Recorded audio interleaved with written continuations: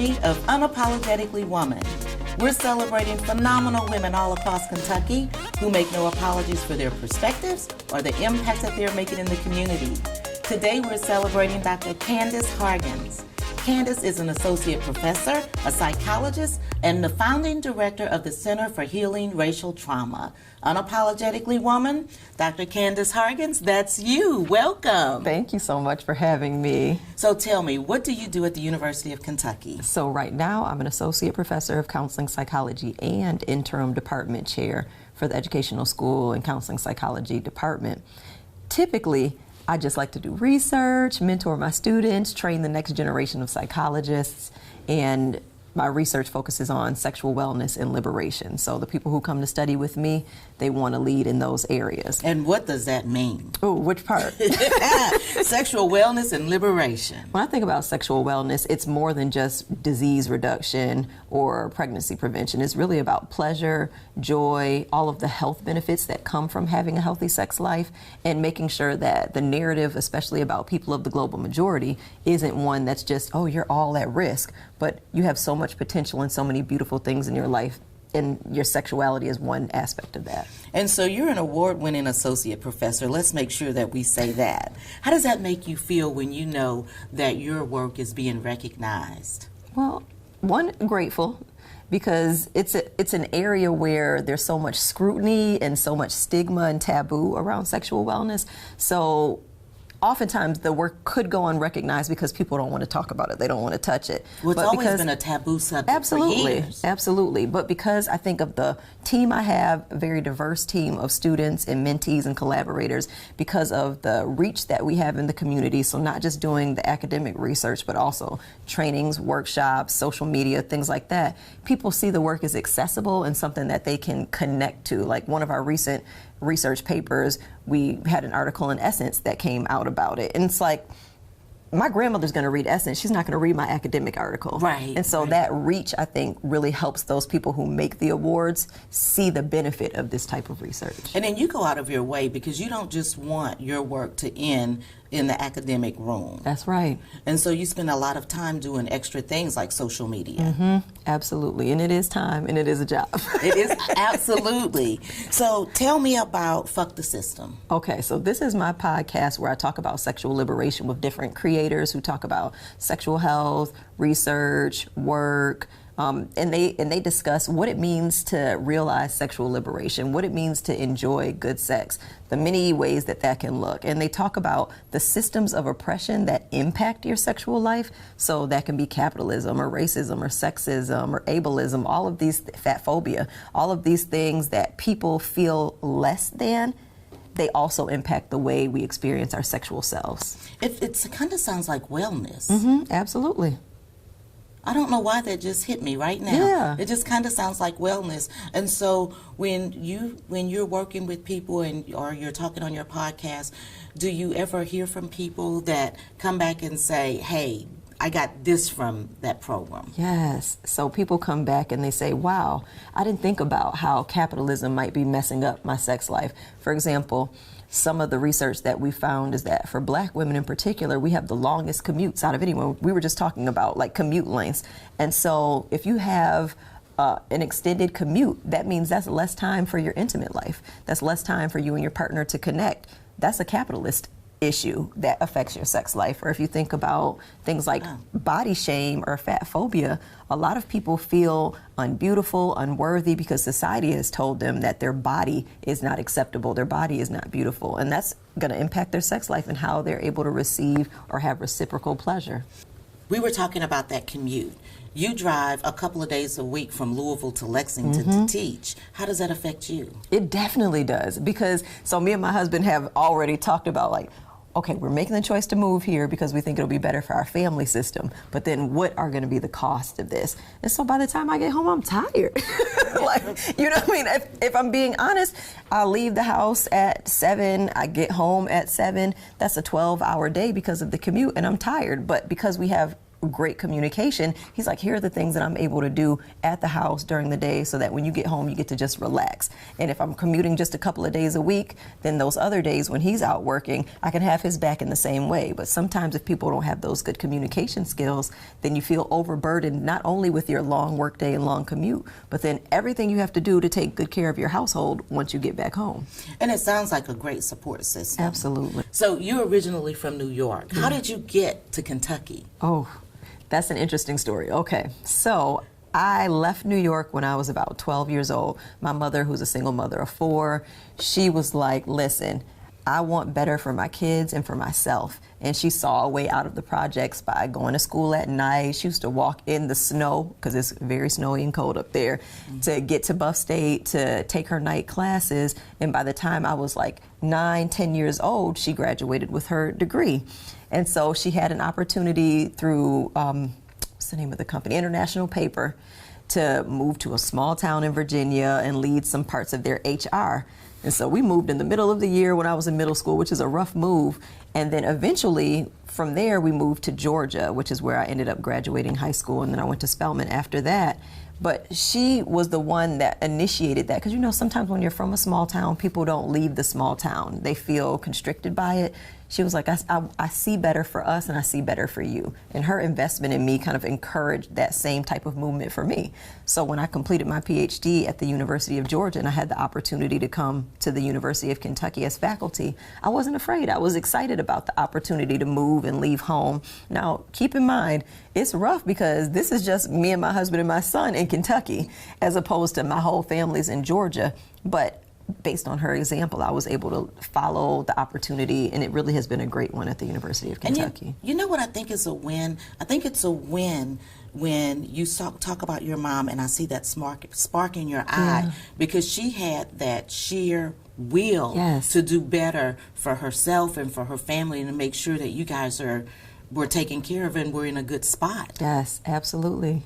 So how does she feel about Dr. Candice Hargons? She is incredibly proud. Like, so she came to visit me for I won the Great Teachers Award at the University of Kentucky this year, and it was my first time being able to attend a UK basketball game, and so they honor us on the floor of Rupp. And so she flew up with my sister. I just won the Great Teacher of the Year. You know, that's amazing. Thank you. But I'm speaking to, you know, her pride in me, that she was like, I really want to be there. Her and my sister flew up, and they were so proud and just excited to see me receive the recognition, and excited to be able to know that her investment in me paid off tenfold. Oh, absolutely, because I think when you're a mom, you're doing everything you can because you want the best. You want the best for your kids. And, you know, I just think about how courageous it was for her, and how courageous she had to be to go back. She was like, I'm going to show my kids. That's right. That's absolutely right. And so that inspiration, that example always reminded me that I come from people who can do anything. You know, and that means that I can do anything I set my mind to and be great at it if I try. And I've always operated from that. And you don't have to be afraid. No, I can, even if I feel afraid, I'm going to do it anyway. That's right. Because you can do hard things. Absolutely. That's one of the big things for women. We can do hard things. Yes, we can and do. Yes, we do. We do. And you have been doing things. You've got over 50 published articles. Tell me about those. In some pretty amazing Good Housekeeping, Women's Health, Blavity, Cosmopolitan, the New York Times. If you're not going to say it, I'm going to say it. We're going to brag today. Thank you. Well, those features are related to the work I do at the Center for Healing Racial Trauma, or the work I do in my sexual wellness research. And so for the Center for Healing Racial Trauma, we opened in 2019, and you can only imagine how the need grew in 2020 when everything happened. COVID happened, Breonna Taylor's murder happened, like the whole experience of people's racial trauma was increased. And so people started reaching out and thinking through, like, how can you come to give workshops and trainings to our corporations and our nonprofits, and what do we need to know so that we don't continue to perpetuate harm against people of color, and how can we grow? That's what the organizations were reaching out to us for, but we were also providing therapy services so that people who were dealing with it internally and really struggling had a place where they had an outlet. Well, you know, during a lot of conversations that happened during that time, people really, some people, let me say that, some people really did not think that racial trauma was a thing. Why do you think that is? I think sometimes there's willful ignorance. Because if you have to recognize that racial trauma exists, then you have to empathize with the human being that is saying that they have been injured and they are in pain. It's much easier to pretend like the pain doesn't exist so you don't have to open yourself up to connect to another human being. So you can willfully be ignorant and say, oh no, everything's equal, even though evidence provides the details that it's not. And some people are really entrenched in that worldview, but I found that there were a lot of people who were willing to grow, because sometimes you can't miss it anymore after you see things on television, you see things on social media, and so a lot of people opened their minds and began to consider, if racial trauma is real, what's my part in it? Am I experiencing it? Am I perpetuating it? And both sides of that, people got a chance to learn and grow. So that was one of the things that was incredible for me, to see transformation in people, you know, on both sides, that people wanted to learn and then other people wanted to be healed. Yes, absolutely. In the healing piece, that's my bag, that's my lane. So, that's the lane you're yes. in. So tell me about your Neighborhood Healers Project, because just tell me about it. I want to know. You do so much. Thank you. Okay, so it's one of my most favorite research projects. It's about Black mental health in Lexington. And so we work with neighborhood and community partners. So people like pastors and first ladies, barbers, hairstylists, community and civic engagers, who are already doing the good work in the community. And we train them in mental health first aid. So each year we train a cohort of 20 Black people in mental health first aid. So we've trained our second cohort. We've got a group of 40 right now. Eventually we'll train 100. This is a project funded by SAMHSA, which is the Substance Abuse and Mental Health Services Administration. And so they gave us over $500,000 to make sure, one, we could provide the training, but also provide funding for the people who are doing this good work, to make sure that we can check in on them bi-weekly. How are you doing? Who are you seeing? What does the community need? And then quarterly we meet with each other and we have these breaking bread sessions. So we talk about what mental health is looking like in the Black community. We talk about what those healers need for their own self-care and well-being. And then we also do a public education campaign where we reach out to the community. We do outreach activities, like I was just at Bracktown Church on Sunday talking about Black mental health. And we do those things because we want to reduce the stigma of mental health in the Black Lexington community, and we want to increase access to services and utilization of mental health services when you need them, so that there aren't these barriers, and that our mental health literacy, like what we know about mental health, is improved because of each other, that we don't always need someone outside. We already have the good stuff in our community. It's just about training each other and having each other's back. We've been talking a whole lot over the last couple of years about mental health. Yeah. That's one of the positive conversations that came out of the whole pandemic. Do you think we're making headway in the Black community with the stigma? I mean, if you think about being invited to a church to talk about mental health, in my generation, churches were just saying, pray it away. And that was that. There was no, like, you need a therapist. Right. Man up. Woman up, man up. Yeah. That's it. You know, if you feel sad, pray, and that's it. And prayer is beautiful and wonderful, and it's a compliment, but sometimes you need more. Sometimes there's something biological. Sometimes you need to talk to someone who's going to be completely confidential, who understands how your mental health works.